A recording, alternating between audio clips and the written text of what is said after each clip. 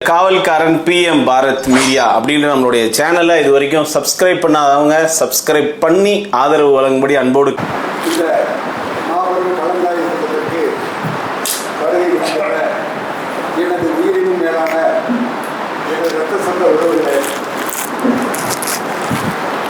இந்த கூட்டத்திற்கு சிறப்பு அழைப்பாளராக வருகை தந்துள்ள அனைத்து நாயகர் கழகத்தினுடைய மாநில தலைவர் என் அருமை அண்ணன் பத்மநாபன் அவர்களே, மாநில பொருளாளர் MP நக்கீரன் அவர்களே, மாநில இளைஞரணியினுடைய விடிவெள்ளி என்னுடைய அருமை தம்பி PM பாரத் அவர்களே, மற்றும் இளைஞரணி இளைச்சலாளர் வெங்கடேசன் அவர்களே, உசிலை அழகராஜா அவர்களே, மற்றும் இங்கே கூடியுள்ள நமது சொந்தங்களே, தம்பி சந்தோஷ் அவர்களே, உங்கள் அனைவருக்கும் முதற்கண் என்னுடைய நன்றி கலந்த வணக்கத்தை தெரிவித்துட்டு என்னுடைய உரையை நான் இங்கே ஆரம்பிக்கிறேன்.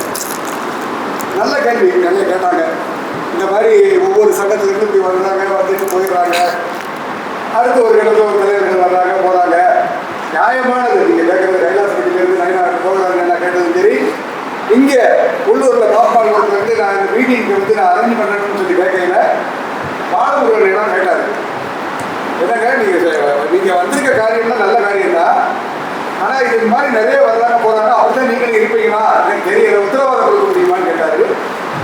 கண்டிப்பாக உத்தரவாதம் கொடுக்க முடியும்.